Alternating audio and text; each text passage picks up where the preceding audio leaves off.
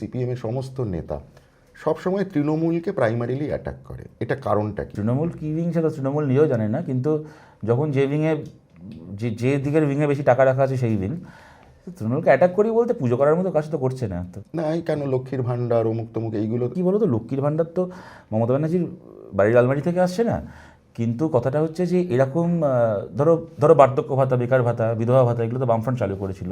তুমি কোনো দিন দেখেছিলে বুদ্ধদেব ভট্টাচার্য কি জ্যোতি বসু? তোমার তাদের নিয়ে হাজারটা সমালোচনা থাকতে পারে, তার মধ্যে বেশ কিছু সমালোচনা ন্যায্যও হতে পারে। কেউ তো ভগবান নয়, সুতরাং তারা সমালোচনার ঊর্ধ্বে নন।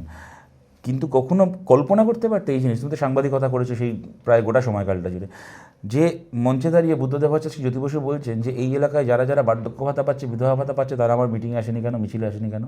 কিন্তু মমতা ব্যানার্জিকে আমরা বলতে শুনেছি এই লোকসভা ভোটের আগে, তোমার মনে থাকবে, মিটিং করতে গিয়ে মিটিংয়ে ভিড় কম, সে মঞ্চে সে নেতাকে ঘুরে জিজ্ঞেস করছে এই লক্ষ্মীর ভাণ্ডারের মেয়েরা আসেনি কেন? লক্ষ্মীর ভাণ্ডারের টাকা যে মহিলারা পাচ্ছে তারা ওনার কেনা গোলাম হয়ে গেছে, যে ওনার মিটিং মিছিলে তাদেরকে প্যারেড করতে যেতে হবে। সুতরাং আমি বলছি যে দেখো, যে সরকারে থাকে কিছু সে সোশ্যাল স্ট্রাকচার স্পেন্ডিং করবে, যেই সরকারে থাক সে দুটো রাস্তা বানাবে, দুটো ব্রিজ বানাবে, 3টে স্কুল বানাবে। এইটা আনইউজুয়াল কিছু না। সে বিজেপি হোক, কংগ্রেস হোক, সিপিএম হোক, তৃণমূল হোক, যেই গভর্নমেন্টে থেকেছে দুটো রাস্তা, 3টে আলো সবাই করেছে। কি দুটো এই প্রকল্পের টাকা, সেই প্রকল্পের টাকা। কিন্তু এক হচ্ছে যে এইগুলো করা কখনো আমার চুরি করা জাস্টিফিকেশন হতে পারে না। যে কী আছে, আমার মন্ত্রী খাটের তলায় 55 কোটি জড়ো হয়েছে, তো কী হয়েছে, আমি তো লক্ষ্মীর ভাণ্ডারও দিচ্ছি। এইটা কোনো জাস্টিফিকেশন হতে পারে না। দ্বিতীয় কথা, এটা কোনো চুক্তি হতে পারে না একটা গণতন্ত্র, যে তোমাকে আমি সরকারের তহবিল থেকে টাকা দিচ্ছি বলে তুমি আমার দলের কেনা গোলাম হয়ে গেলে। আমাদের এইটুকুই সমালোচনা, তার বাইরে তো আমাদের সমালোচনার জায়গা নেই। আর আমি বলছি তোমাকে, ধরো এই যে আমরা যেটা করতে চাই বলে তোমায় বললাম, তখন পরিষ্কার বলছি, যদি কালকে মানুষ আমাদেরকে দায়িত্ব দেন সরকার পরিচালনা করার, তাহলে যেরকম আমাদের সরকারের সময় চালু হওয়া বার্ধক্য ভাতা, বেকার ভাতা, বিধবা ভাতা থাকবে, তখন ডেফিনেটলি মমতা ব্যানার্জির সময় চালু হওয়া লক্ষ্মীর ভাণ্ডার, কন্যাশ্রীও থাকবে। কিন্তু সেই মুহূর্তে বন্ধ হয়ে যাবে বাংলা ইমাম ভাতা এবং পুজো কমিটির চাঁদা। সোজা বাংলা কথা, যার ভালো লাগবে ভালো লাগবে, যার ভালো লাগবে না ভালো লাগবে না। সুতরাং আমাদের যদি রাজনৈতিকভাবে আপত্তি থেকে থাকে, আমাদের লক্ষ্মীর ভাণ্ডার বা কন্যাশ্রীতে নেই। তার প্রয়োগের ক্ষেত্রে নিশ্চয়ই 100টা প্রশ্ন রয়েছে, কিন্তু প্রকল্পগুলোর আইডিয়া অফ দ্য স্কিমস, তাতে আমাদের কোনো আপত্তি নেই। কিন্তু ওই ইমাম ভাতা দেওয়া, আর ওই প্রত্যেক বছর পুজোর আগে পুজো কমিটিকে লাখ লাখ টাকা দেওয়া, আর পুরোহিত ভাতা দেওয়া, এইগুলো একদম মানে প্রথম মন্ত্রিসভার মিটিং থেকে এগুলো বন্ধ হবে।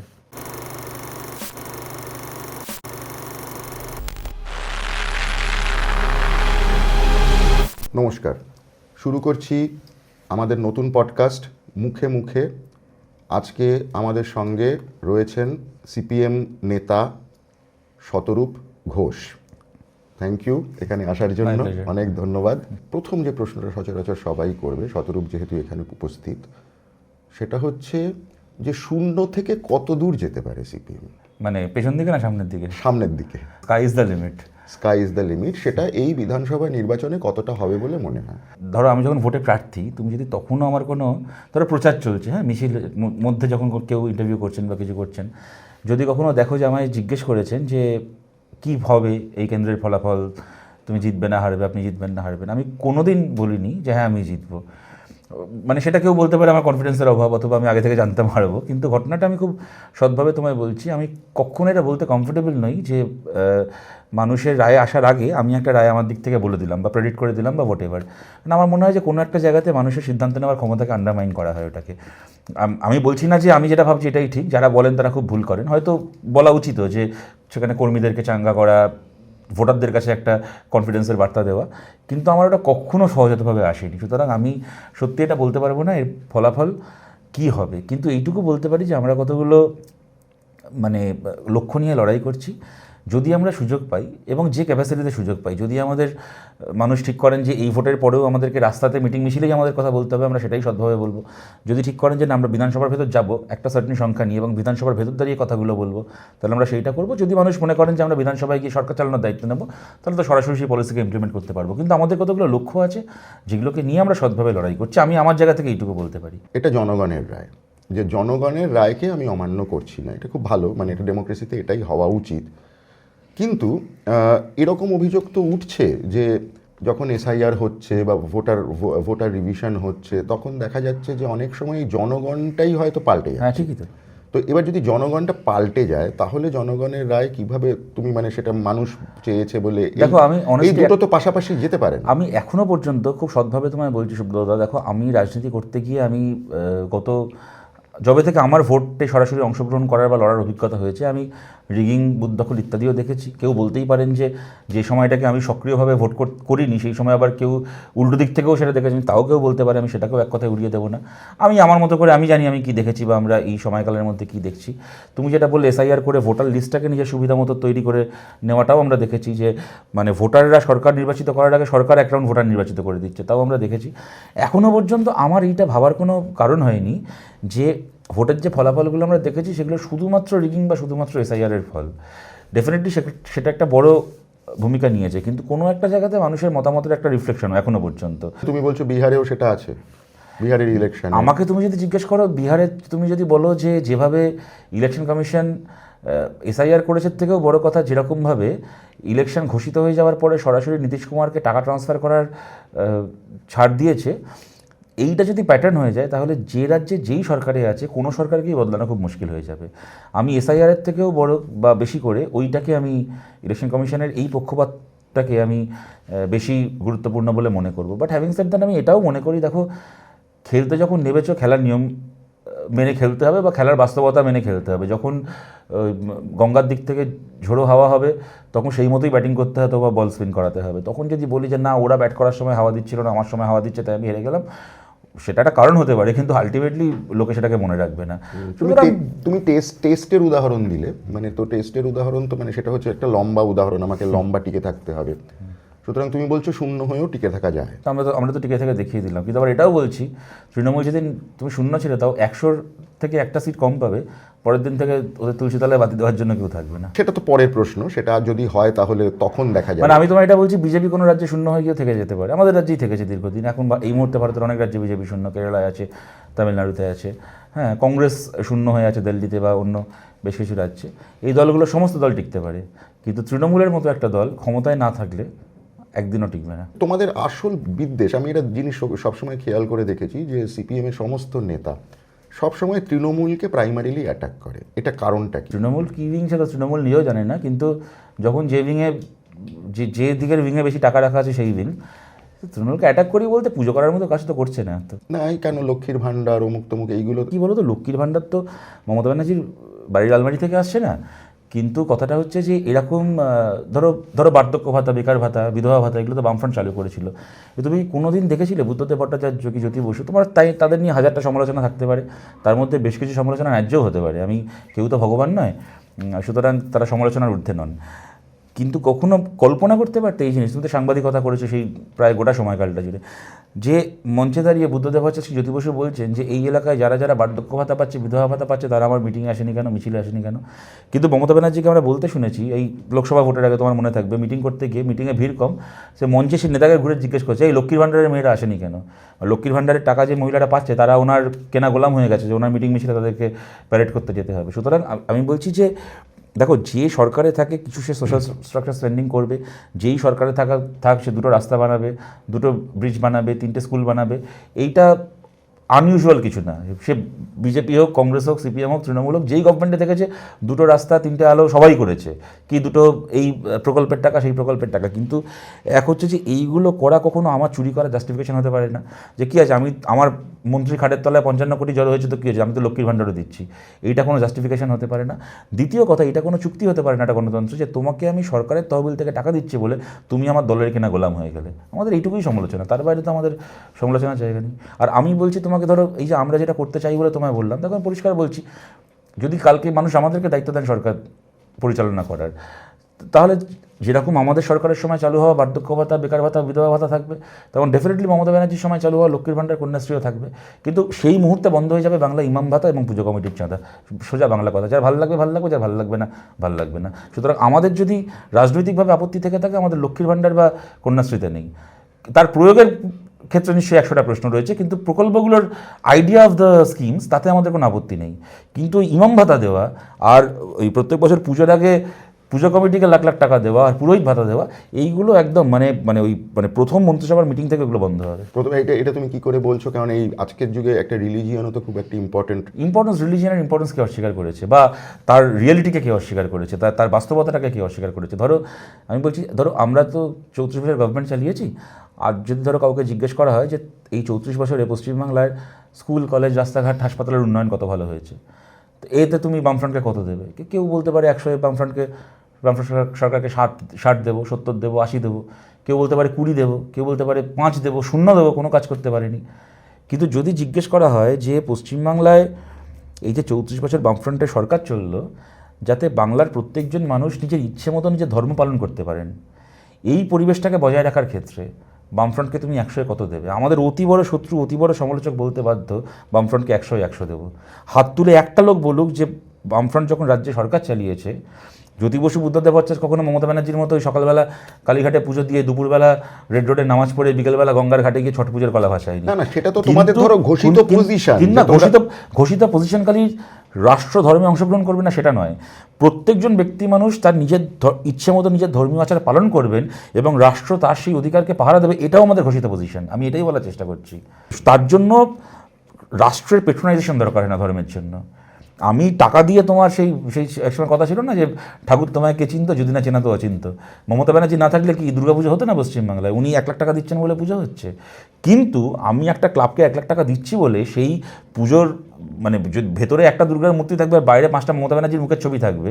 আমি তোমাকে ইমাম ভাতা দিচ্ছি বলে এই সব কটা ইমাম রেড রোডে গিয়ে নামাজের দিন নিজের বাড়ির মহিলাকে রেড রোডে নামাজে আসতে দেয় না, সে মমতা ব্যানার্জিকে মঞ্চে তুলে তৃণমূলের পথসভা করাবে ইমাম নামাজের মঞ্চটাকে, ঈদের মঞ্চটাকে।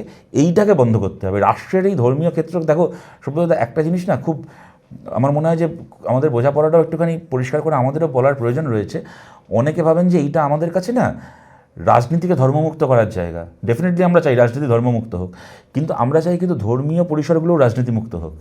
একটা ঈদের মঞ্চ থেকে শুরু করে পাড়ার একটা পুজো, এটা সব মানুষের অংশগ্রহণ। তুমি যেটা বললে যে ধর্মের ইম্পর্টেন্স, ধর্মকে কেন্দ্র করে লৌকিকতা, সামাজিকতার ইম্পর্টেন্স, এবার পুজোর প্যান্ডেল থেকে শুরু করে ঈদের মঞ্চ থেকে শুরু করে সব কিছু যে পার্টিবাজির জায়গা নয়, সেখানে তোমার সাথে আমার রাজনৈতিক প্রশ্নে বিধানসভা লোকসভা ভোটে লড়াই থাকতে পারে, কিন্তু পাড়ার পুজোর প্যান্ডেলে তোমার আমার মধ্যে লড়াই থাকবে না।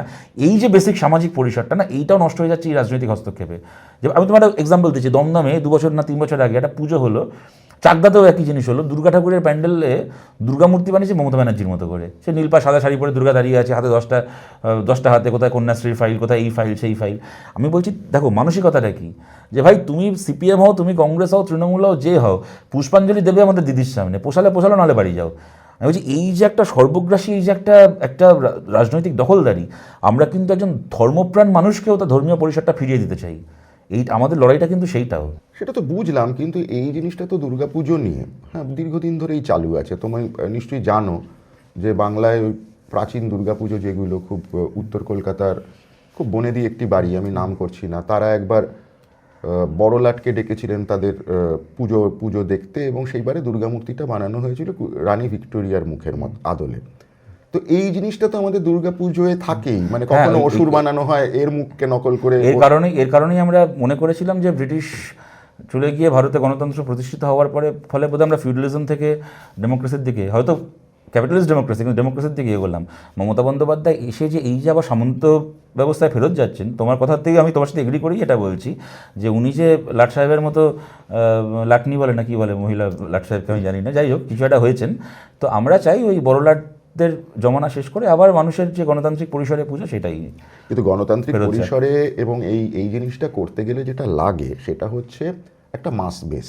ঠিক আছে, আমি দুটো জায়গা থেকে তোমাকে বলছি যে এক হচ্ছে মমতা ব্যানার্জি যে একজন মাস লিডার, এটা নিয়ে তো ভারতবর্ষের কারুর কোনো সন্দেহ নেই, মানে কোনো দিনই ছিল না যবে থেকে উনি আছেন আর কি। এই মাস লিডারশিপটা উনি অর্জন করেছেন। আবার পাশাপাশি আমরা দেখছি যখন নিউ ইয়র্কের ভোট হচ্ছে, নিউ ইয়র্কের ভোটে আমরা খুব কেয়ারফুলি দেখলাম যে মামদানি কিভাবে ভোটের পুরো অঙ্কটা সাজিয়েছেন এবং কিভাবে ক্যাম্পেইন করেছেন এবং কিভাবে উনি মানুষের সঙ্গে সর্বতোভাবে যোগাযোগ করেছেন। আমার প্রশ্নটা হচ্ছে সিপিএম এই মানুষের সঙ্গে সর্বতোভাবে যোগাযোগ করা, এইটা কোথায় হারিয়ে গেছে সিপিএম? দেখো নিশ্চয়ই কিছু জায়গাতে ডিসকানেক্ট হয়েছে, না হয়ে থাকলে তো এই রোশনটা হতো না। বা আমি আরও তোমাকে আক্ষেপের সঙ্গে কথাটা বলছি যে পশ্চিমবাংলাকে আমরা প্রগতিশীলতার একটা মানে কি বলবো একটা গড় ভাবতাম, সেখানে যে বিজেপির মতো একটা দল এরকমভাবে একটা বড় অংশ, এবং তাদের মধ্যে একটা বড় অংশ বামপন্থীদেরকে ভোট দিতেন, তাদের একটা বড় অংশকে বিজেপি যে কোনোভাবেই হোক না কেন প্রভাবিত করতে পারলো। 100বার আমাদের এখানে 1000টা ইন্ট্রোস্পেকশনের জায়গা রয়েছে, আমরা করেওছি, এবং আমাদের অনেক কিছু ভুল আছে, অনেক কিছু শেখার আছে, আমার এইটাকে মানতে কোনো দ্বিধা নেই। তুমি মমতা বন্দ্যোপাধ্যায়ের যে ওনার মানে যখন উনি মুখ্যমন্ত্রী হয়েছেন বলেন না, যখন উনি বিরোধী নেত্রীও থেকেছেন তখন ওনার মাস অ্যাপিলের কথা যেটা বললে সেটাও অনস্বীকার্য, কেউ অস্বীকার, আমি অন্তত পক্ষে করবো না, আমার ধারণা কেউই করবে না। কিন্তু আমি এটাও তোমাকে বলছি সুব্রতদা, তুমি আমার থেকে ভালো করে ওই সময়টা তোমার মনে থাকবে। দেখো আলটিমেটলি না আমাদের সমাজে বা আমাদের ইয়েতে সাফল্য কথা বলে। যতক্ষণ আজকে মমতা বন্দ্যোপাধ্যায়কে নিয়ে যে কথাটা বলা হচ্ছে যে উনি দারুণ বিরোধী নেত্রী ছিলেন, সিপিএমকে একেবারে বিরোধী অবস্থায় কাঁদিয়ে ছেড়ে দিয়েছিলেন, আমি এই কথাগুলো কিন্তু বলা শুরু হয়েছে 2011-এর পর থেকে। আমার মনে আছে 2006 বিধানসভা ভোটে তৃণমূল এইভাবে হারার পরে আনন্দবাজার পত্রিকায় বোধহয় শনিবার না রোববারের ওদের যে সাপ্লিমেন্টে ব্রাত্য বসু একটা নাটক লিখেছিলেন। সেই নাটকের কনসেপ্টটা ছিল, আমি একটা উদাহরণ হিসেবে বলছি, ছিল যে মার্কস স্বর্গ থেকে পশ্চিমবাংলায় নেমে এসছেন। তা তিনি অবাক হয়ে গেছেন যে রাশিয়াতে আমার পার্টি হেরে গেল, তার এখানে ওখানে হেরে গেল, চায়নায় সবাই বলছে নাকি আমার পার্টি আর সেই ইয়ে নেই। হ্যাঁ, তো পশ্চিমবাংলা কী এমন জায়গা শুনছি ভারতের যেখানে কিনা কমিউনিস্টরা হারেই না, ওখানে জিতছে, তা কী মানে রহস্যটা উদ্ঘাটন করতে মার্কস নেমে এসছে। তো সেখানে 5 জন লোকের সাথে মার্কসের দেখা হয়েছে, তার নামগুলো ছিল একজন হচ্ছে শুধুই সিপিএম, একজন তবুও সিপিএম কিন্তু সিপিএম, এরম 5টা ইয়ে, একজন না সিপিএম এরম, আর চতুর্থটা কি একটা ছিল। তো আমার এখনও মনে আছে একটা সংলাপ যে লোকটা শুধুই সিপিএম, মানে সিপিএম ছাড়া কিছু ভাবতে পারছে না, তো সে মার্কসকে বলছে যে আপনি জানেন না মার্কসদা, তো আমাদের রাজ্যে সবাই সিপিএম, শ্রমিক সিপিএম, কৃষক সিপিএম, চাকরিজীবী মধ্যবিত্ত সিপিএম, বুদ্ধিজীবী সিপিএম, আর মমতা ব্যানার্জি উনি সবচেয়ে বড় সিপিএম, যতদিন উনি বিরোধী নেত্রী আছেন ততদিন সিপিএমকে কেউ হারাতে পারবে না। আমি বলছি এটা ব্রাত্য বসুর লেখা নাটক, কেমন এখন উনি তো এখন পারলে উইঙ্কেলকেও অস্বীকার করেন, সুতরাং আমি জানি না এটাকেও হয়তো অস্বীকার করবেন, কিন্তু এটা কিন্তু ওনার লেখা নাটক। অতএব আমি উদাহরণটা তোমাকে এই কারণে বললাম যে আজকে যতক্ষণ পর্যন্ত আমরা জিততে পারছি, আমরা মানুষের সাথে কানেক্ট করতে পারছি না, যা পেরেছেন মমতা ব্যানার্জি পেরেছেন, আবার কালকে যদি ফলাফলটা উল্টায় তখন দেখবে আবার তুমিই বলবে যে না সিপিএম দেখিয়ে দিল, অতটা দেওয়ালে পিঠ থেকে যাওয়ার পরেও কীরকমভাবে ঘুরে দাঁড়িয়ে তৃণমূলকে হারাতে হয়। না কিন্তু তুমি তো বললে যে হারুক জিতুকের থেকে বড় কথা তোমরা থেকে যাবে, তার মানে এই নয় যে আমরা হেরে গিয়ে থাকতে চাই, আমরাও জিততে চাই। কারণ আমি এইটা বলেছি যে আমরা হেরে গিয়ে লালবাতি গাড়ি নেই বলে পার্টি উঠে যায়নি, তার মানে এই নয় যে আমি হারটাকে খুব গ্লোরিফাই করছি বা হেরে ধন্য হয়ে গেছি, তাও না। আমরা জিততে চাই না এমন নয়, হারলে আমাদের খারাপ লাগে না এমন নয়। কেননা এটা ঘটনা যে আমরা যে রাজনীতি নিয়ে, আমরা তো মাওবাদীদের মতো কোনো একটা মানে কি বলবো অলিক রোম্যান্টিসিজম নিয়ে ইয়ে করি না। আমরা পরিষ্কার কতগুলো নীতিকে আমরা প্রণয়ন করতে চাই, এবং আমরা জানি যে সরকার তৈরি করতে পারলে সেই নীতিগুলোকে, আমাদের যা সিস্টেম তাতে সেই নীতিগুলোকে প্রণয়ন করা তাই একমাত্র পথ। এবার আমি তাহলে এই কতগুলো অন্যান্য প্রশ্নে আসি, যেটা হচ্ছে ধরো 1984 সালের নির্বাচনে মাত্র দুজন বিজেপি থেকে লোকসভায় জিতেছিল। আমার যেটা জিজ্ঞাসা সেটা হচ্ছে যে ধরো সেই 2 থেকে আজ এমন একটা জায়গায় সারা ভারতে পৌঁছে গেছে যে, সুতরাং এইটা আমি পলিটিক্সে অসম্ভব বলে মনে করি না, এটা 0 থেকেও এই জিনিসটা যাত্রা শুরু হতে পারে, সুতরাং ওইটা নিয়ে, কিন্তু এটা লং টার্ম খেলা, এটা হচ্ছে 1। 2 নম্বর আমি একটা জিনিস খেয়াল করে দেখেছি যে সিপিএম সবসময় একটা সমস্যায় ভোগে যে আমার আসল শত্রুটাকে এই মুহূর্তে দাঁড়িয়ে, মানে ওই যে আমাদের একটা থাকে না যে এটা হচ্ছে ইভিল, এটা হচ্ছে লেসার ইভিল। একটা সময় যেটা ছিল যে কংগ্রেস হচ্ছে ইভিল, কংগ্রেসকে যে করে হোক হাঁটাও। আরেকটা সময় যেটা হলো সেটা হচ্ছে যে না, কংগ্রেস অতটাও ইভিল নয়, আমরা কংগ্রেসের সঙ্গে কিছু কিছু জায়গায় সমঝোতা করতে পারি, বিজেপিকে হাঁটাও। এই মুহূর্তে পশ্চিমবঙ্গের রাজনীতিতে কে বেশি ইভিল? পশ্চিমবাংলার রাজনীতিতে তো বিজেপি তো ক্ষমতায় এখন নেই, তা আমি কেন বিজেপিকে সবচেয়ে বড় পশ্চিমবাংলার রাজনীতি দেবো? বিজেপি অবশ্যই আমাদের কাছে দর্শনগতভাবে বিজেপি আরএসএস অনেক বড় ইভিল। আমি বলছি কালকে যদি 40 বছর বিজেপির গভর্নমেন্ট কেন্দ্রে না থাকে, তাও বিজেপি বা আরএসএসের চিন্তা থেকে যাবে, যার বিরুদ্ধে আমাদেরকে লড়তে হবে। তৃণমূল ক্ষমতায় থাকলে পরের দিন থেকে আর থাকবে না। কিন্তু আমি এটাও বলছি যে তৃণমূল ক্ষমতায় যদি না থাকে তাহলে এই যে মানে ধর আমি বললাম যে তাহলে এরা যাবে কোথায়, এরা কোন দিকে যাবে? কারা? এই তৃণমূলের নেতা নেত্রীরা। ক্ষমতায় তৃণমূল না থাকার পরে কে ক্ষমতায় আসছে তার উপর নির্ভর করে। যদি তৃণমূল ক্ষমতায় না থাকার ফলে বিজেপি ক্ষমতায় আসে তাহলে এরা বিজেপিতে যাবে, যদি তৃণমূল ক্ষমতায় না থাকার ফলে আমরা আসি তাহলে এরা জেলে যাবে। তুমি এতটা শিওর? হ্যাঁ, কিন্তু আমি প্রশ্নটা তাহলে অন্যভাবে করছি, আমি একটু ঘুরিয়ে অন্যভাবে বলছি যে এই ঘটনাটা আমি ধরে নিলাম যে সিপিএমের সকলে নয়, কিন্তু সিপিএমের যাদের আমি কিছু কিছু মুখ দেখেছি, সিপিএম যে সময় ধরো 2003-4 সাল থেকে 2011-12 অবধিও আমি অনেককে দেখেছি যে কালচারাল মুখ যারা সিপিএমের হয়ে লড়তেন, অনেক সময় পলিটিক্যাল মুখ, মানে যেমন ঋতব্রতর কথাই আমি ধরি, তারা তো তৃণমূলে গিয়ে দিব্যি আছেন। তো এই যে সিপিএম ছেড়েও যে লোকে চলে যায় বা সিপিএম এর সুবিধাবাদটা তো তার মানে সিপিএম এর মধ্যেও হ্যাঁ, কিছু সে তো অংশে আছে। রয়েছে। সিপিএম এর মধ্যে দেখো, সিপিএম তো সমাজের বাইরে কোনো অলিক সত্তা নয়।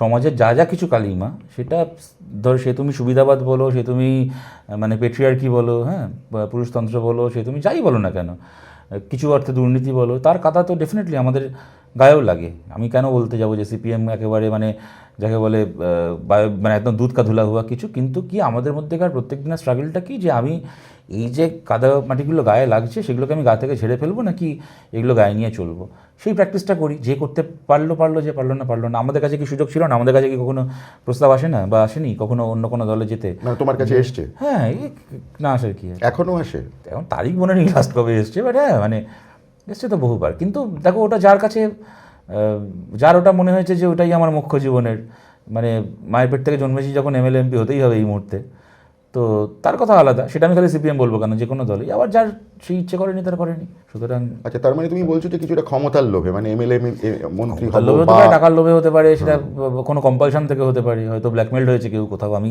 কার ক্ষেত্রে কী কাজ করেছে আমি তো বলতে পারবো না, কিন্তু আমি এইটুকু বলতে পারি যে দেখো, একটা পরিবারের মধ্যে আজ যদি ধরো তোমার কোনো বিপদ আপদ হয়, তোমার কি 5 জন আত্মীয়কে সবাইকে তুমি সমানভাবে পাশে পাবে?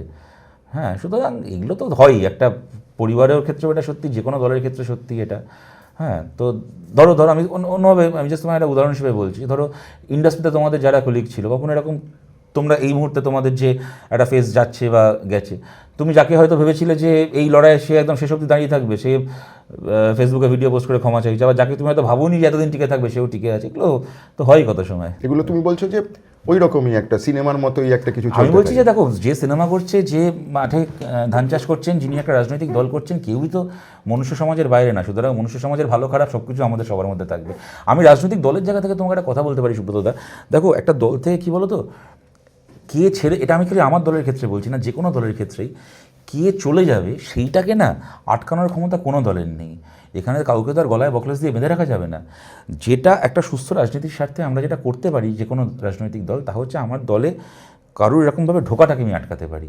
যদি সমস্ত দল যদি ঢোকাটাকে বন্ধ করে, তাহলেই কিন্তু এই দলবদলের কালচারটা বন্ধ হবে। আমি বলছি দেখো সুব্রতদা, আজকে মানে একটা পঞ্চায়েতের ক্যান্ডিডেট হতে না পারলে কি একটা মানে দল একটা এমএলএ করলো, সব কিছু করলো, তারপর মন্ত্রী করলো না বলে, যার দলে থেকে কাজ করতে পারে না, দম আটকে আসে। এরা তো 34 বছর রাইটার্স বিল্ডিংয়ের বাইরে ঘুরে করতো, ভেতরে ঢোকার সুযোগ পায়নি, তখন কারোর দম আটকে আসেনি। আজকে আমি ধরে নিতে পারি যে সিপিআইএম ক্ষমতায় নেই, কেউ সিপিআইএমে আসবে না, ধর আমি তর্কের ক্ষেত্রে ধরে নিচ্ছি, যদিও সেটা ঘটনা নয়, জানবে এরকমও ঘটেছে। কোনো দলের সিটিং এমপি জেল খেটে বেরিয়ে তারপর আমাদের দলে এসে ঢোকার চেষ্টা করেছে, সে নেওয়া হয়নি, তারপর এখন সে অনেক বড় বড় কথা বলে, তাও হয়েছে, আমি নাম করব না। কিন্তু আমি তোমায় বলছি যে ধরে নিচ্ছি যে আজকে সিপিআইএম ক্ষমতায় নেই, কেউ সিপিআইএমে আসবে না, কিন্তু 34 বছর তো আমরা গভর্নমেন্টে থেকেছি, কেরালায় ত্রিপুরায় তো 30 বছরের উপর গভর্নমেন্টে থেকেছি। কখনো কেউ বলতে পারবে একটা অন্য দলের কোনো জেতা কাউন্সিলরকে, পঞ্চায়েত মেম্বারকে আমরা আমাদের দলে নিয়েছি?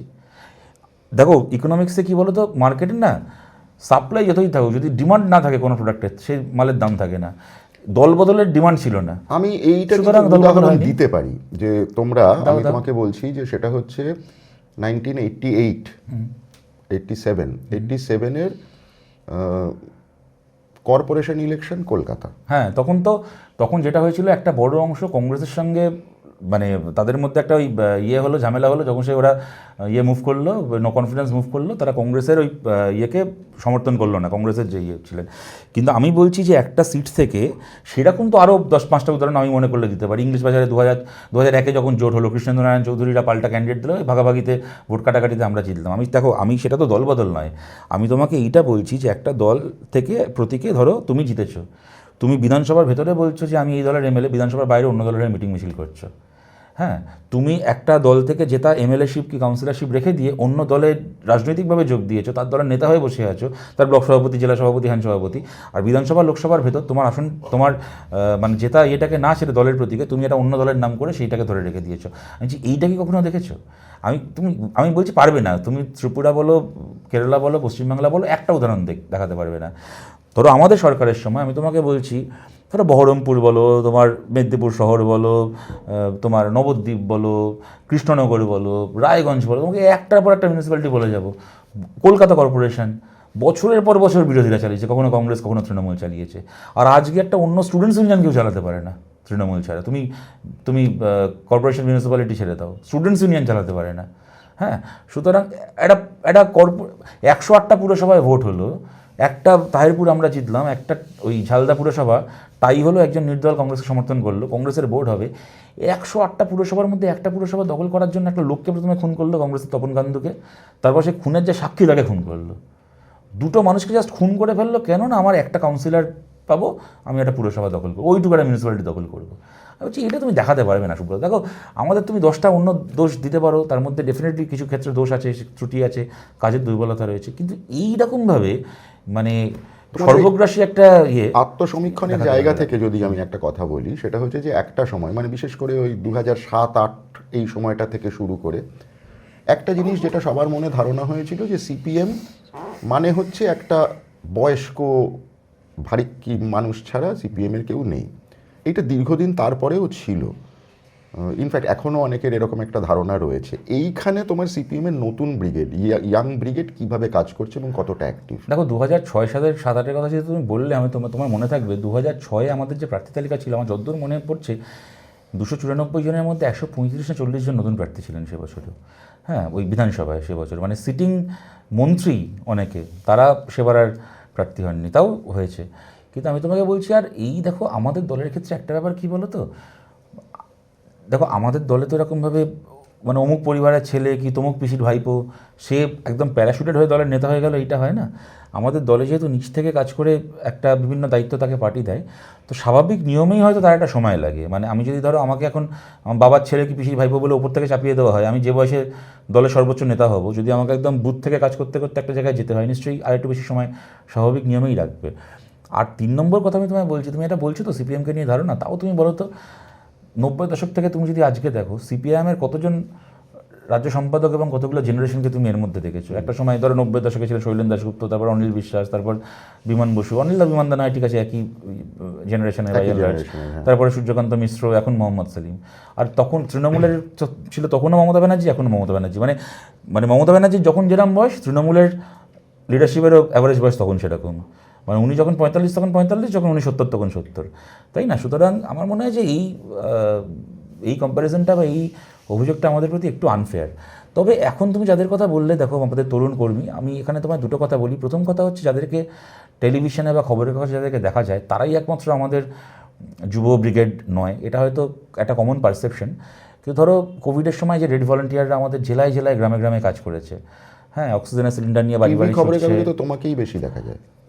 হ্যাঁ, তার মানে আমি একমাত্র যুব ব্রিগেড নই, আমি তা বলছি। ওটাও বলছি, সেটা কি ইচ্ছাকৃত, মানে এটা কি কোনো স্ট্র্যাটেজি? না, ইচ্ছা অনিচ্ছা স্ট্র্যাটেজির বিষয় না, এটা হয়তো দেখো কতগুলো অনেক এখানে ফ্যাক্টর কাজ করে। ধরো আমি কথার কথা বলছি, ধরো সন্ধ্যেবেলা কোনো একটা টেলিভিশনের ডিবেট, এবার ধরো আমি কলকাতায় আছি, হতেই পারে বাঁকুড়ায় একজন আছে কি হয়তো ধরো জয়ন্তীর আলিপুরদুয়ারের জয়ন্তীতে কেউ একজন থাকে, সে আমার থেকে অনেক ভালো বক্তা, কিন্তু লজিস্টিক্যালি এটা সম্ভব না যে কোনো দিন একটা সন্ধ্যের আলোচনায় সে তাকে ওখান থেকে নিয়ে এসে এখানে আলোচনা 1 ঘন্টা করিয়ে আবার ফেরত পাঠানো। তোমার এইসব আলোচনাগুলো করতে ভালো লাগে? হ্যাঁ, ভালোই লাগে। তো আমি বলছি যে খুব চ্যালেঞ্জিং লাগে সবচেয়ে বড় কথা আমার। ইনফ্যাক্ট আমি তোমার সত্যি কথা বলছি, আমার মানে দাঁড়িয়ে একা বক্তৃতা দেওয়ার থেকে ডিবেট আমার বেশি ভালো লাগে, কারণ এটা বেশি চ্যালেঞ্জিং মনে হয়। কিন্তু আমি বলছি তোমাকে, ধরো এটা হতে পারে যে কেউ হয়তো আমার থেকে বেটার বক্তা, কিন্তু সে লজিস্টিক্যাল কারণে, তার ভৌগোলিক অবস্থান কি বিভিন্ন কারণে তাকে হয়তো তুমি রোজ টিভিতে দেখছো না, আমাকে দেখছো, কিন্তু সে আমার থেকে অনেক বেটার হয়তো এই কাজটাই করতে পারতো। তার থেকেও এগিয়ে আমি তোমায় বলছি, ধরো সুব্রতদা, একটা ছেলে কি একটি মেয়ে, সে অত্যন্ত সুবক্তা নয়, কিন্তু মাঝরাত্রিবেলা যদি কারোর রক্তের দরকার হয় সে সবার আগে ঝাঁপিয়ে পড়ে, তাহলে বলছি এই সমাজে সে কি নেতা হিসেবে গণ্য হবে না? কেন এইটা হবে যে খুব ভালো বক্তৃতা দিতে পারে, খুব পরিশীলিতভাবে দুটো কবিতার লাইন কোট করতে পারে, কি করতে পারে, প্রেজেন্টেশন তার মধ্যে একটা সোকল্ড মানে ওই কী বলবো মিডিয়ার তৈরি করা পারসেপশন অনুযায়ী তার একটা প্রেজেন্টেবিলিটি আছে, তো সেই শুধুমাত্র নেতার সম্মান বা একজন এগিয়ে থাকা রাজনৈতিক মুখের সম্মান পাবে, তাও তো হওয়ার কথা নয়।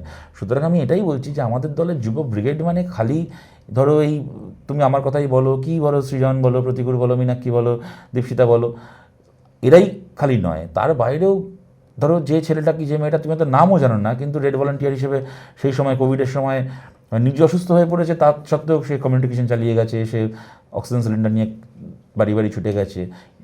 তারা সবাই আমাদের হচ্ছে পার্টির যে তরুণ জেনারেশন তার প্রতিনিধি।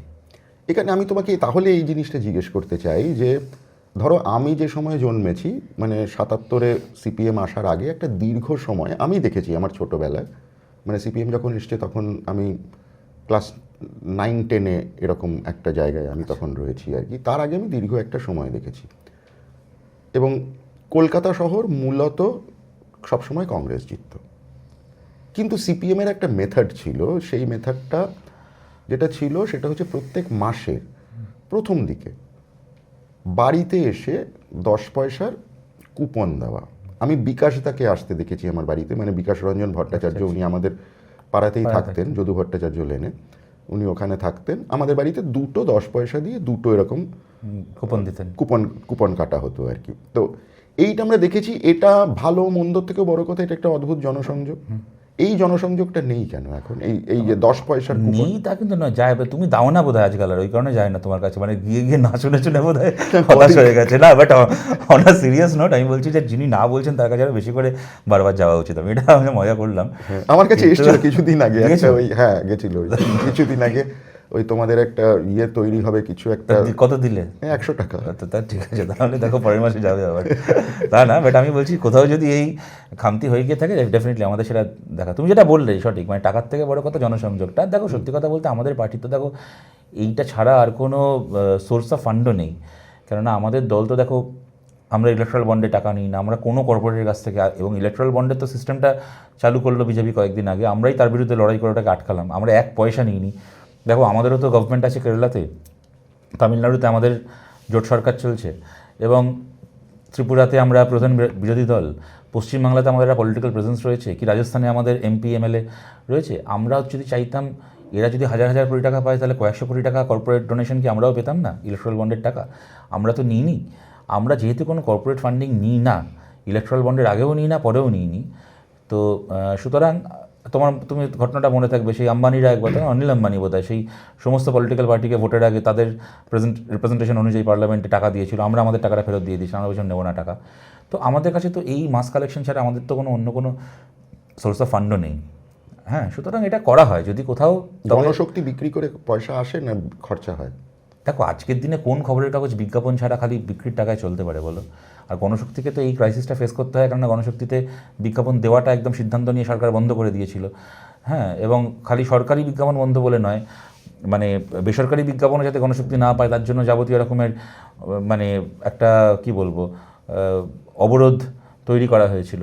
সুতরাং গণশক্তিটা চলছে এখনও পর্যন্ত, কারণ আমাদের বহু পার্টি কমরেড, পার্টি সমর্থক, তারা নিয়মিত গণশক্তিতে ডোনেশন দেন বলে। কিন্তু সেটা না হলে তো গণশক্তি চালানো যেত না, কারণ আজকের দিনে কোনো খবরের কাগজ, আমি গণশক্তি বলে বলছি না, আনন্দবাজার পত্রিকা আমরা যত টাকায় কিনি, কি এই সময় যত টাকায় কিনি, ওই কাগজ বিক্রির টাকায় কি আর কাগজ চলে? চলে তো বিজ্ঞাপনের টাকায় আজকের দিনে। আমি যেটা জিজ্ঞেস করছি, এই যে তোমার এই প্রাথমিক ধাপগুলো কী ছিল রাজনীতিতে? আমি কলেজে এসএফআই করতাম, আশুতোষ কলেজে পড়তাম আমি কলেজে এসএফআই করে তারপর সেখান থেকে ক্রমশ স্কুল কী ছিল তোমার? South point.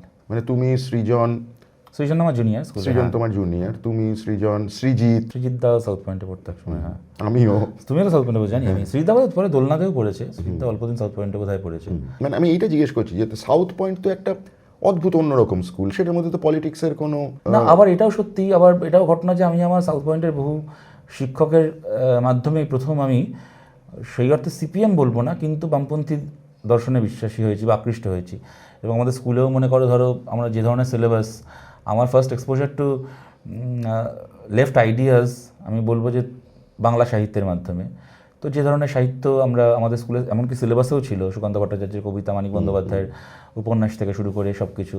পরবর্তীকালে আমি একটু ওই ক্লাস 9-10 পর থেকে গান বাজনায় যখন একটু অ্যাক্টিভলি আগ্রহী হলাম, তখন যে ধরনের বন্ধুবান্ধব এবং যে ধরনের গান বাজনা হতো, সেটা মানে সলিল চৌধুরী থেকে শুরু করে, মানে তোমার মনে করো বব ডিলান, হ্যাঁ, মানে পিট সিগার, মানে যার ফলে আমার my exposure to politics was through music and like literature, cinema.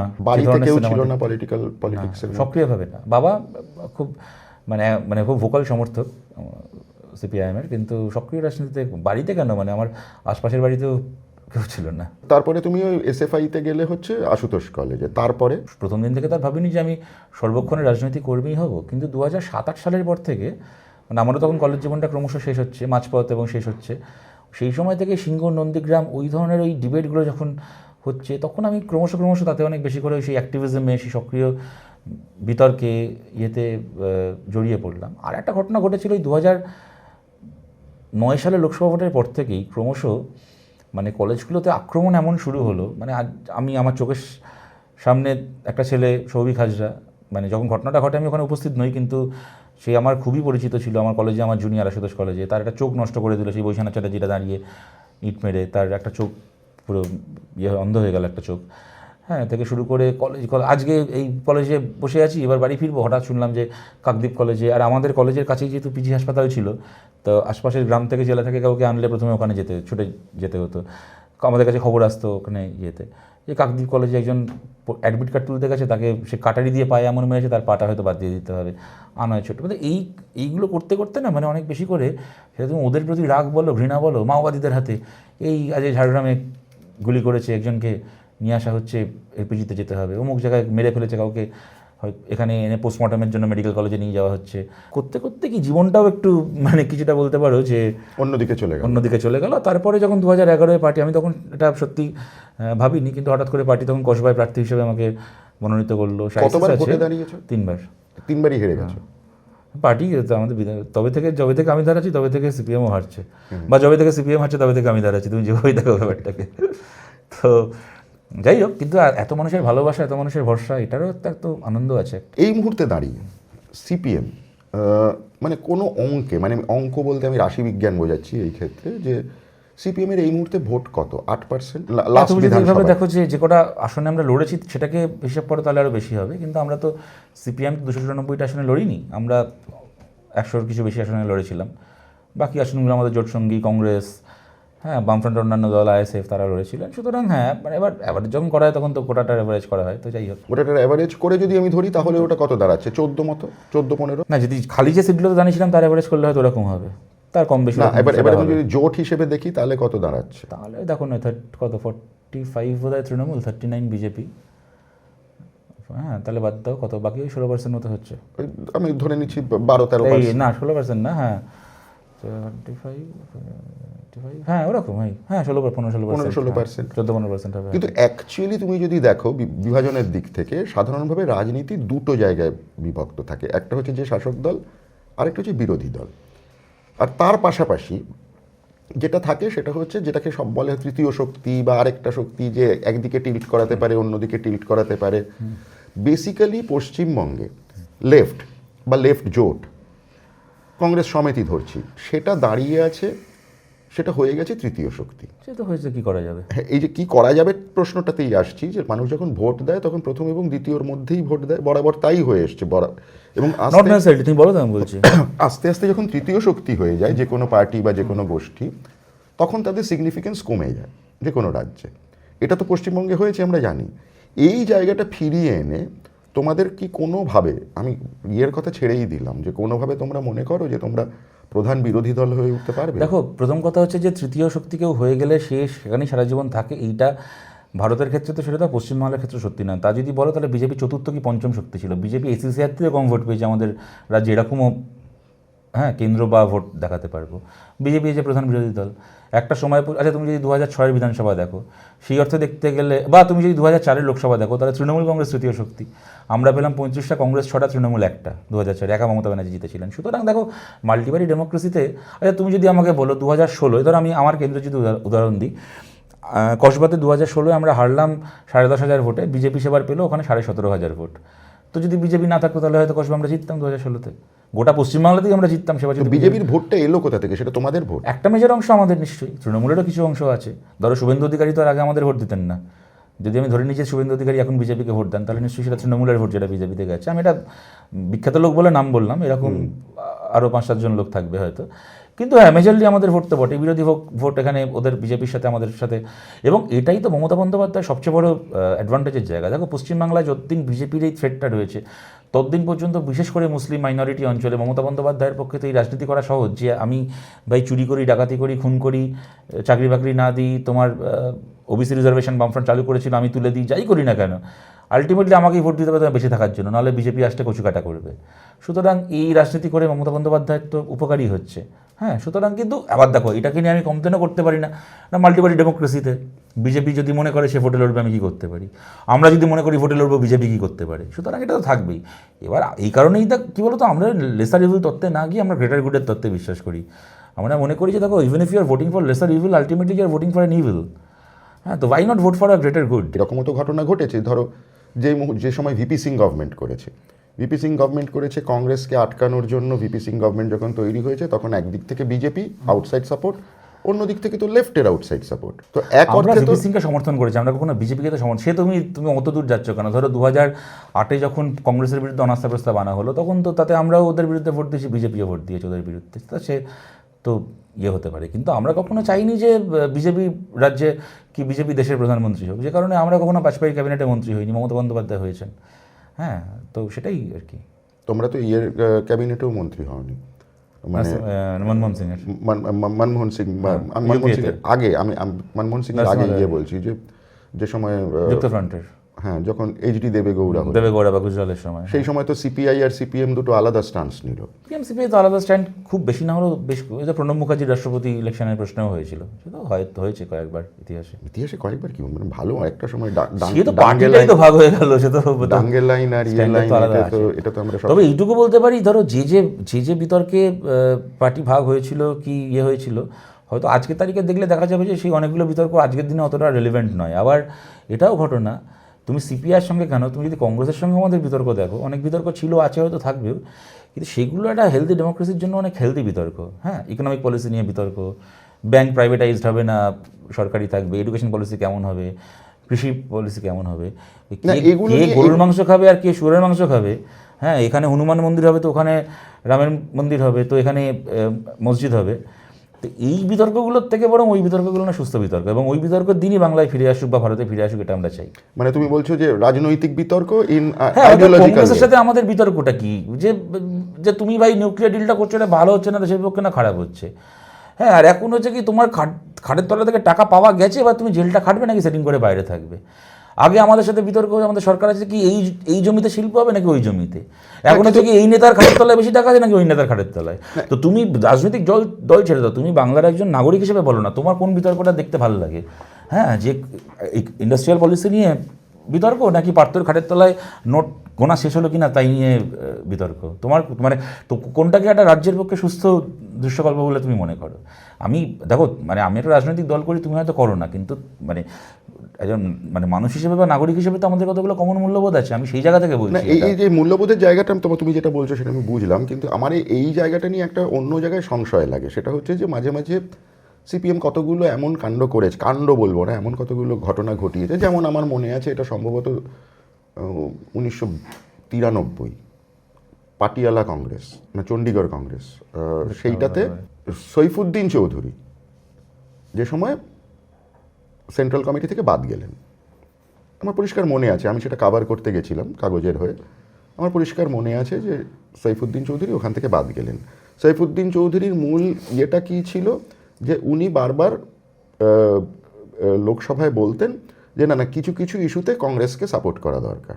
সেই সময় কংগ্রেস কিন্তু কংগ্রেসকে প্রধান বিরোধী শত্রু বলে সিপিএম মানত, এবং সেই কারণে ওনাকে একটু একটু করে এবার সেন্ট্রাল কমিটি থেকে উনি বাদ যান। সৈফুদ্দিন চৌধুরী ওইটা বলার জন্য বাদ গেছেন কিনা আমি বলতে পারবো না, আমি তো তখন পার্টি কংগ্রেসে ছিলাম না, আমার তখন 7 বছর বয়স।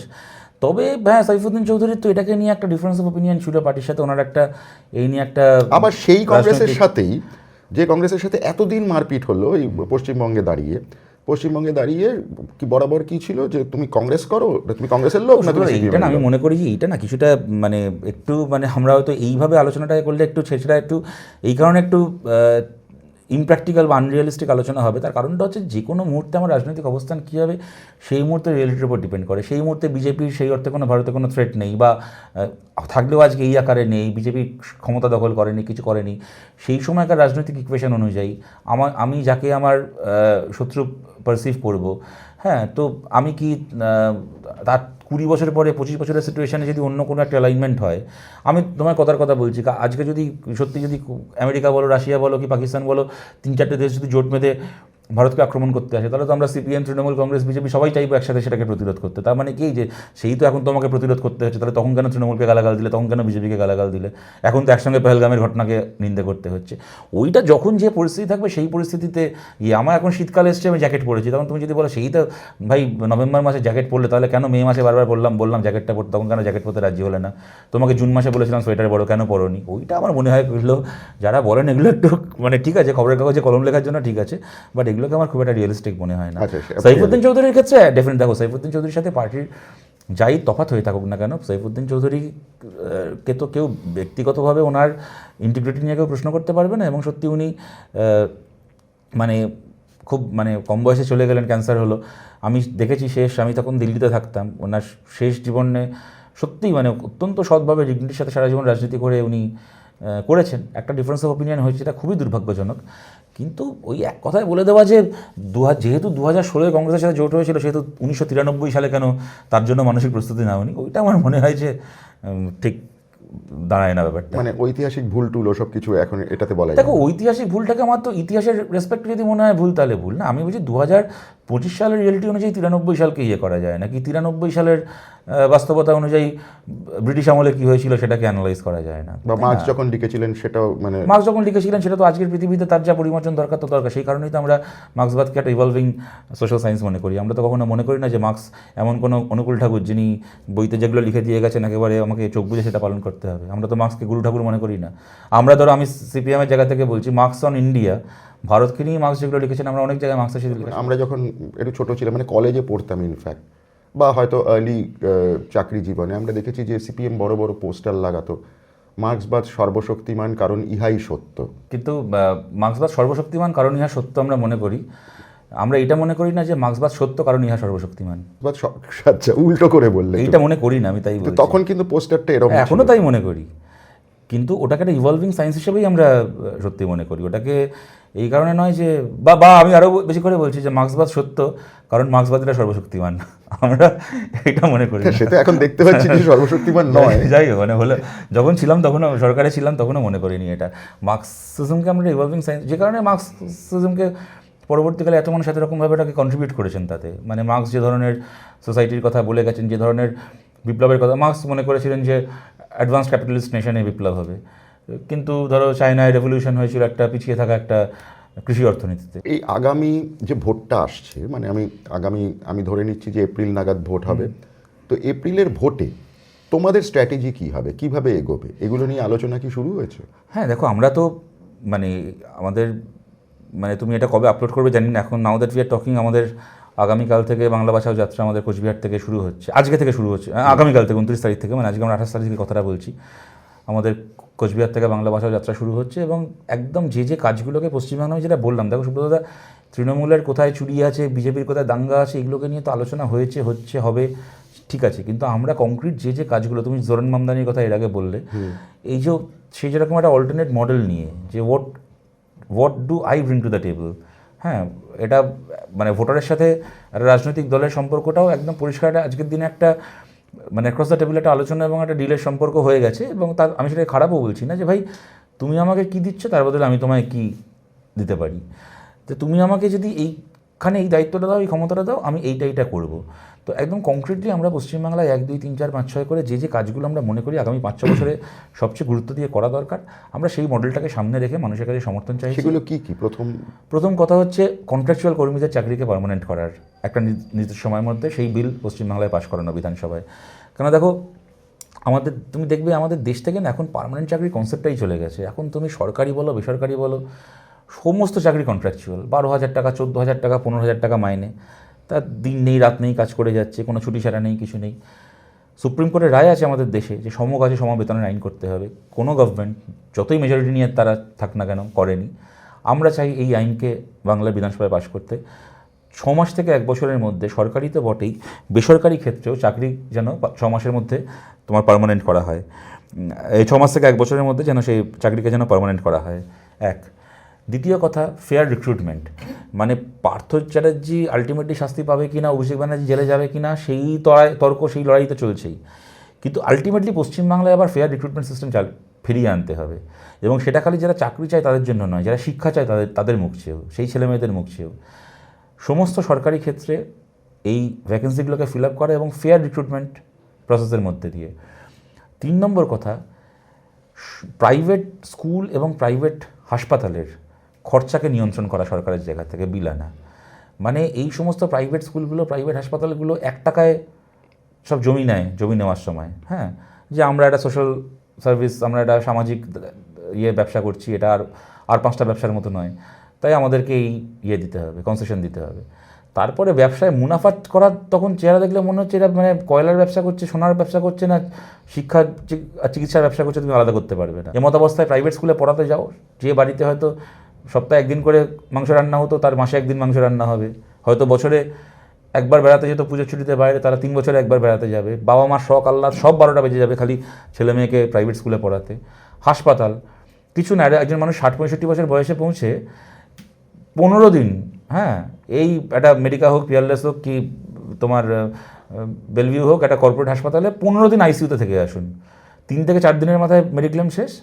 তারপরে সারা জীবনে যা জমিয়েছিলেন, সোনা দানা, ব্যাংক ব্যালেন্স সব কিছু এফডি ভেঙে জমা দিয়ে বাড়ি ফিরতে হবে নিঃস্ব হয়ে। সারা জীবনের উপার্জন হাসপাতালে দিয়ে মানে কপর্দক শূন্য হয়ে বাড়ি ফিরতে হবে। সুতরাং এই প্রাইভেট হাসপাতাল, প্রাইভেট নার্সিংহোমের চিকিৎসাকে এবং শিক্ষার খরচাকে নিয়ন্ত্রণ করার আইন পশ্চিমবাংলায় করতে হবে, এবং এই কাজগুলি আমরাই করতে পারি। কারণ দেখো, এই যে ব্যবসাদাররা আছে না, এদের আমরা খাইও না পড়িও না 2 পয়সার। এই বলগাহীন মুনাফাতে আমরা একমাত্র মানে একটা ব্রেক লাগাতে পারি। যে পার্টিগুলো এদের কাছ থেকে পয়সা খেয়ে চলে, তাদের সম্ভব নেই কাজটা করার। এইটা আমরা করতে চাই। এবং পশ্চিমবাংলাতে ধরো মহিলাদের জন্য তোমায় বলছি যে আমাদের এটা লোকসভা ভোটের আগে আমরা বলেছিলাম, আমরা কোনো আসন জিতিনি, আমরা এটা করতে পারিনি। এবার বিধানসভার আগে এটা আমাদের একদম প্রথম আমাদের লক্ষ্য বলো কি প্রতিশ্রুতি বলো, যাই বলো না কেন, তা হচ্ছে যেখানে যেখানে আমাদের প্রার্থীরা জিতবে, সেটি একটা কেন্দ্রে হলে একটা কেন্দ্র, 10টা হলে 10টা, 50টা হলে 50টা, যেখানে যেখানে সিপিআইএমের এমএলএ হিসেবে নির্বাচিত হবেন কেউ, তার এমএলএ ল্যাডের যে 5 বছরের টাকা, 3 ভাগের 1 ভাগ টাকা অ্যালোটেড হবে তার কেন্দ্রে আলাদা করে মহিলাদের জন্য বিভিন্ন প্রজেক্টে। সেটা মেয়েদের স্কুলগুলোকে আরও আপগ্রেড করে, ধরো সেকেন্ডারি হায়ার সেকেন্ডারি করা, মেয়েদের জন্য কলেজ তৈরি করার জন্য টাকার অ্যালটমেন্ট থেকে শুরু করে, আইসিডিএস অঙ্গনবাড়ি সেন্টারগুলোকে শক্তিশালী করা গ্রামের দিকে থেকে শুরু করে, এই ধরনের মহিলাদের জন্য বিভিন্ন ট্রেনিং সেন্টার তৈরি করা, যেখানে সেলাইয়ের কাজ, মনে করো মোবাইল রিপেয়ারিংয়ের কাজ, মেকআপ আর্টিস্টের কাজ, ক্যারাটে কুংফু কোচিং সেন্টার করা এতে। এবং যেটা একটা অত্যন্ত সিগনিফিক্যান্ট, যেটা আমরা বলতে চাই, 2026 সালের মানে ধরো 77 সালের আগে আমরা বলেছিলাম, সেই সময় জ্যোতিবাবু প্রমোদ দাশগুপ্ত তারা বলেছিলেন যে আমরা জিতলে ক্লাস 8 পর্যন্ত শিক্ষা অবৈতনিক হবে পশ্চিমবাংলায়। জেতার পরে সেটা ক্লাস 12 পর্যন্ত অবৈতনিক করা হয়েছিল।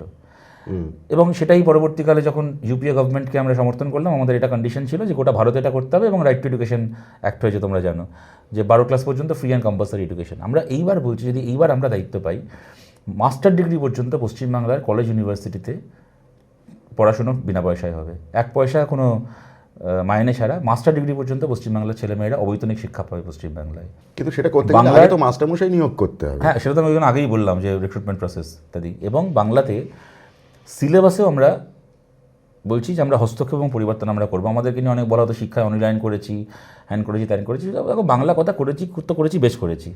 এই নিয়ে আমাদের কোনো কুণ্ঠা নেই, আমাদের কোনো অ্যাপোলজিয়া নেই, কিচ্ছু নেই। যে যখন সরকারে থেকেছে, পৃথিবীতে যে যখন রাষ্ট্রে থেকেছে, প্রত্যেকে চেয়েছে তার যে রাজনৈতিক দর্শন, সামাজিক দর্শন, সেটা শিক্ষা ব্যবস্থা রিফ্লেক্টেড হোক। এবং আমাদের দেশের ক্ষেত্রেও এটা সত্যি। এটা যখন বিজেপি ক্ষমতায় থেকেছে, ওরা স্কুল কলেজের সিলেবাসে সরস্বতী বন্দনা আর জ্যোতিষচর্চা ঢুকিয়েছে। যখন মমতা বন্দ্যোপাধ্যায় ক্ষমতায় থেকেছেন, তখন উনি সুকান্ত ভট্টাচার্যের কবিতা সরিয়ে সেখানে সিঙ্গুর আন্দোলন আর বেচারাম মান্নার জীবনী ঢুকিয়েছেন সিলেবাসে। সেটা এখনও বাচ্চাদের পড়ানো হয়। ওনার একটা কবিতার বই আছে শ্মশাঞ্জলি বলে, এখন শ্মশাঞ্জলি ঢোকানো হয়েছে সিলেবাসে, বাচ্চাদেরকে হাত ধরে পড়ানো হচ্ছে। সুতরাং আমরা যখন সরকারে থেকেছি, আমরাও মানিক বন্দ্যোপাধ্যায়ের লেখা থেকে শুরু করে, সুকান্তর কবিতা থেকে শুরু করে আমরা সিলেবাসে ঢুকিয়েছি। এবং যদি এইবার আমরা আবার দায়িত্ব পাই, আজকের পৃথিবীর সঙ্গে মানানসইভাবে বাংলার স্কুলের বিশেষ করে সিলেবাসকে এবং কলেজের সিলেবাসকে আমরা আপডেট করব। মানে শঙ্খ ঘোষ ঢোকাবে এবারে নাকি?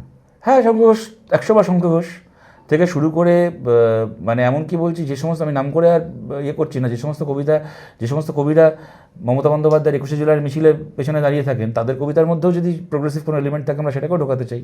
হ্যাঁ, এবং একেবারে সিলেবাসের মধ্যে যাতে ধর্মনিরপেক্ষতা, যে ধরনের পড়াশুনো, যে ধরনের পরিবেশে বাচ্চারা বড় হবে, সেখানে যেন ধর্মনিরপেক্ষতা, বিজ্ঞান মনস্কতা এবং জেন্ডার ইকুয়ালিটি, লিঙ্গ সাম্যের যে চিন্তাভাবনা যেন থাকে, সেটাকে আমরা ইনকর্পোরেট করতে চাই।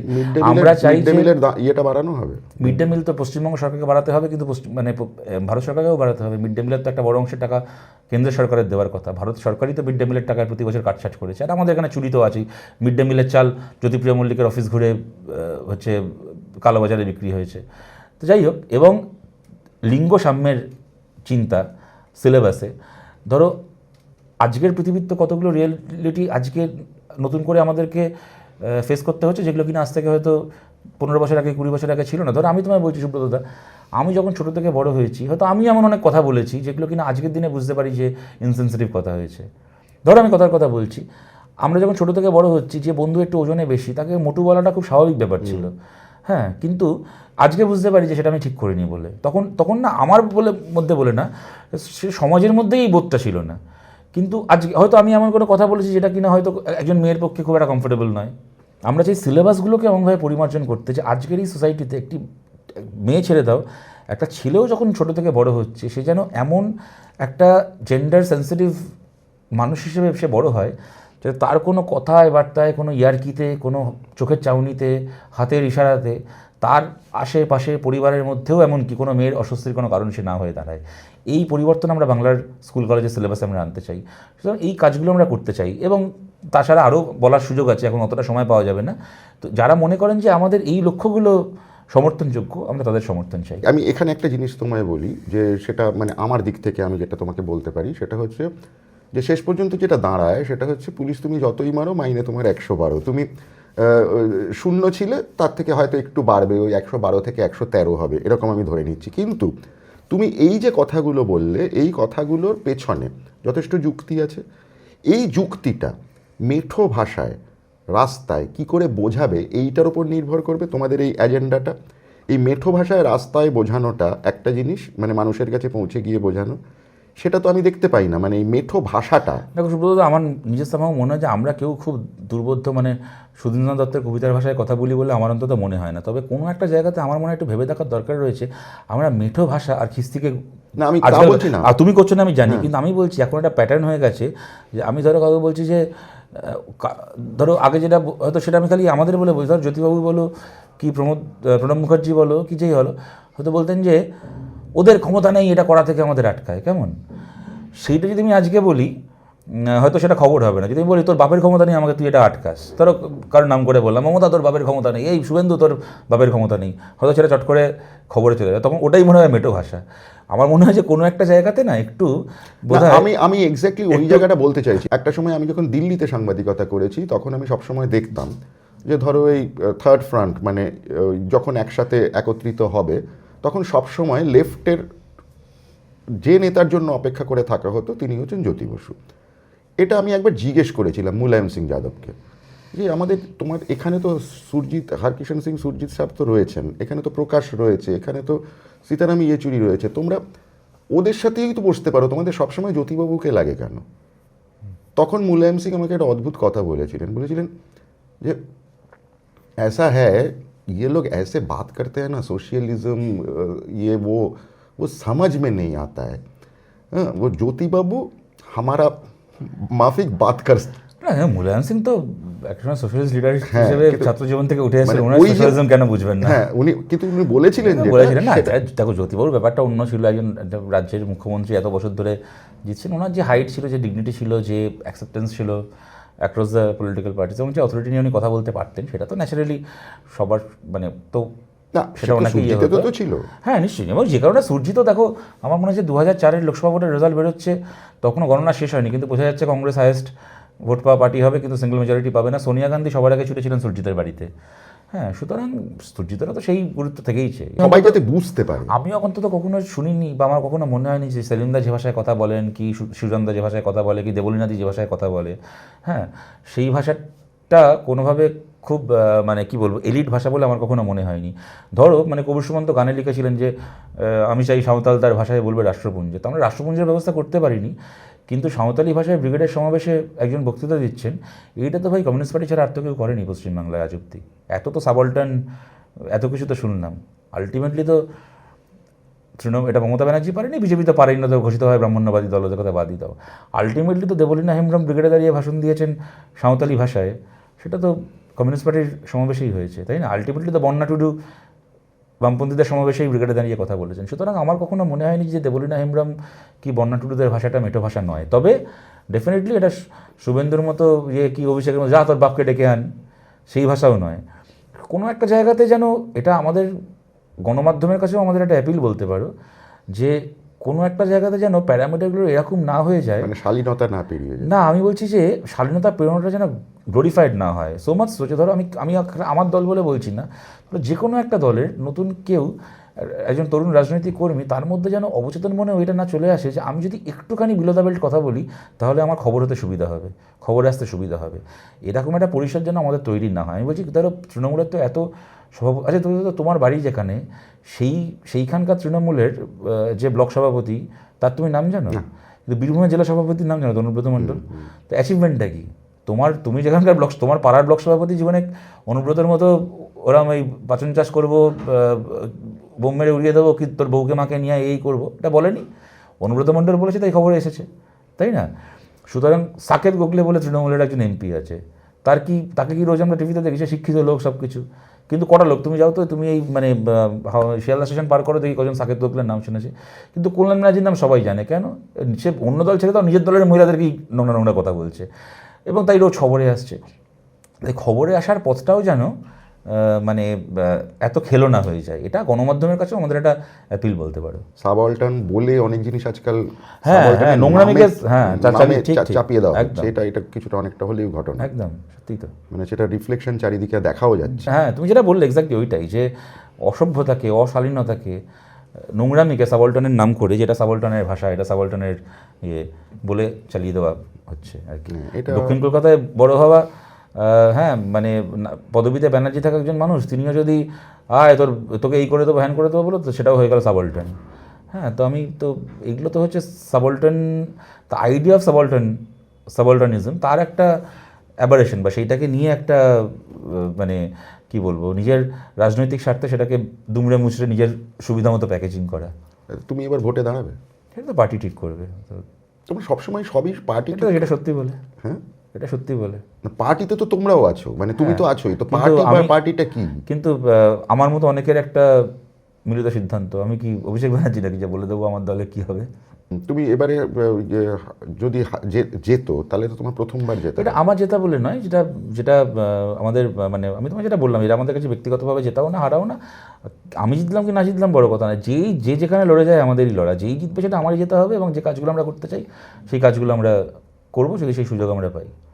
কংগ্রেসের সাথে তোমাদের জোট হবে কি হবে না সেটা এখনো সিদ্ধান্ত হয়নি। দেখো, আমাদের জায়গা থেকে আমরা চাই হায়েস্ট পসিবল ইউনিটি, তারপরে আমাদের ব্যাপার না, সরি, প্লাস সেই সময়কার কী অবস্থা থাকবে, কারা তাদের কংগ্রেসেরও কী মতামত থাকবে, না থাকবে, কী হবে না হবে, সেগুলোর উপর নির্ভর করছে। এইগুলো যদি আগে থেকে ঠিক হয়েছে তো আমি তোমার সাথে কিছুটা একমত, তাহলে হয়তো ভালো হতো, মানুষের কাছে অনেক আগে থেকে অনেক ক্লিয়ারের আইডিয়া থাকতো। কিন্তু দুর্ভাগ্যজনক এটা সবসময় হয় না, সেটা সম্ভব হয় না।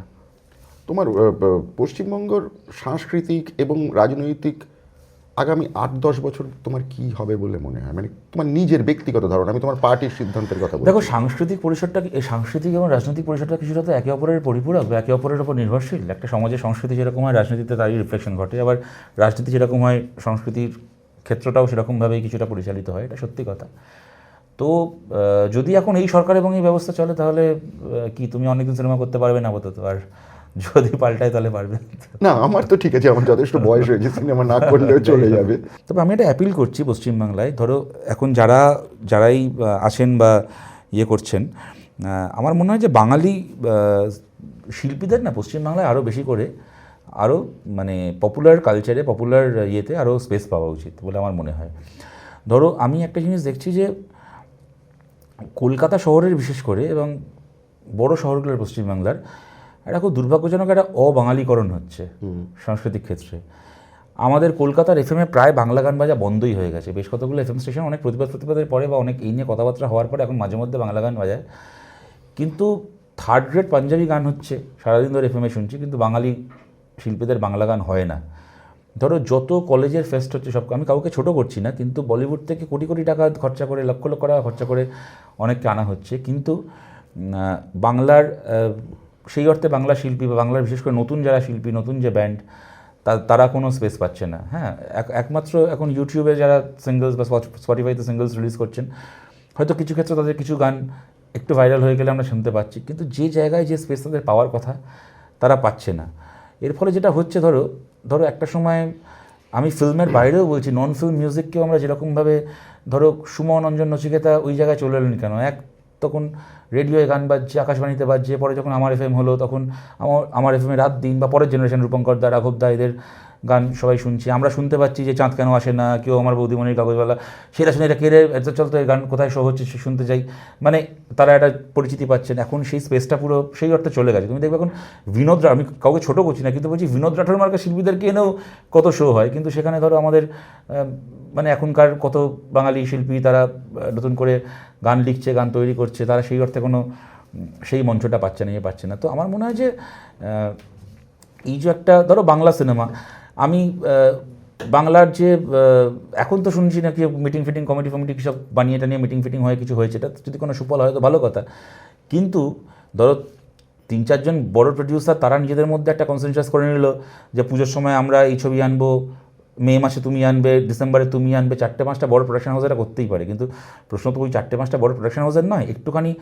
তুলনামূলকভাবে দুর্বল প্রোডাকশন হাউস, কি ধরো একটু ইন্ডিপেন্ডেন্ট ছবি যারা করছে, তাদেরকেও তো কোনো একটা জায়গাতে ফিট ইন করাতে হবে। কেননা ওই 4টে বড় প্রোডাকশন হাউসে 4টে কি 5টা বড় সিনেমা দিয়ে তো খালি বাংলা সিনেমা বেঁচে থাকবে না।